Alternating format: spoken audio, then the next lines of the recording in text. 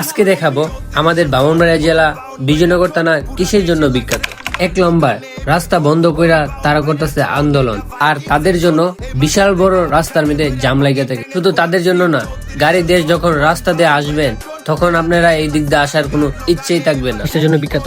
এই যে এগুলো দেখতে পারতেছেন, চিনেন এগুলো হচ্ছে বাঁশ। আমি এখন আছি রামপুর এবং চান্দুরার মাঝামাঝি। আর মাঝামাঝি কেন, আর অবশ্যই হাঁটতাছি কেন, তার আগে বলে দিতেছি আসসালামু আলাইকুম, সবাই কেমন আছে? আলহামদুলিল্লাহ, আপনাদের দোয়া আছে আমি অনেক অনেক ভালো। আর মাঝামাঝি কেন, চান্দুরা আসা দেখি বিশাল বড় অভিযান চলতেছে এখানে। তো অভিযানটা কি এর সেটা আমি এখনো বুঝতে পারি নাই। আর যারা যারা চান্দুরা থেকে আমার ভিডিওটা দেখতেছেন অবশ্যই কমেন্টে বলে যাবেন কিসের জন্য আজকের অভিযানটা চলতেছে। তো সবকিছু বাদ দেয়া আমি এখানে না দাঁড়াই দেখা আমার যে কাজ আমি সেই কাজে চলে যাচ্ছি। এখন যাব আমি কাজ করার জন্য দেওয়ান বাজার যাওয়ার পথে আমাদের ব্রাহ্মণবাড়িয়ার বিজয়নগর থানার রাস্তাঘাটের অবস্থা যা আপনারা দেখলে অবশ্যই বিশ্বাস করতে পারবেন না। এত সুন্দর রাস্তা যদি আপনারা কখনো না আসেন তো কখনো বুঝতে পারবেন না কি সুন্দর রাস্তা। শুধু কোমরে একটু মাজা মোজা লড়বে এবং ভাঙবে। আর রাস্তার অবস্থা দেখলে অবশ্যই বুঝতে পারছেন কেন এত সুন্দর রাস্তা।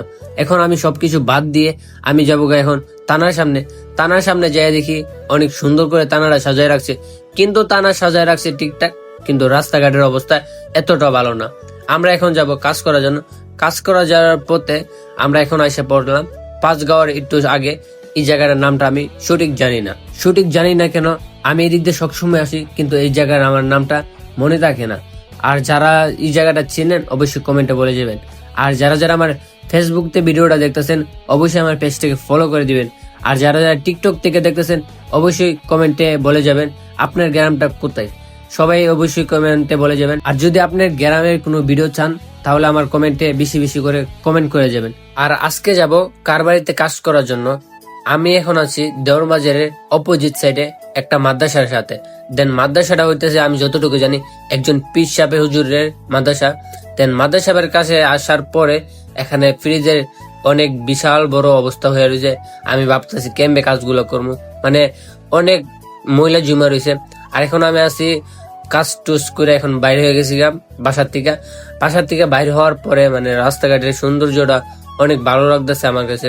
অবশ্যই এটা নিয়ে আমি বদনাম করতেছি না, অবশ্যই আমি সুনাম গাইতেছি, কারণ রাস্তাটা অনেক সুন্দর লাগছে। দেন বিকালবেলা আরেকটা কাজ করছিলাম সেটা আপনাদেরকে দেখাতে পারি নাই।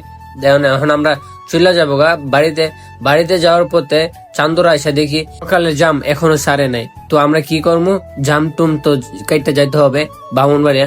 আর ব্রাহ্মণবাড়িয়া যাওয়ার পথে আমরা এখানে হাই রোড দিয়ে তো কখনো যাওয়া যাবে না, কারণ অনেক বড় জাম লাগে রয়েছে। আমরা চলে যাব ফাঁকি রুট দিয়ে।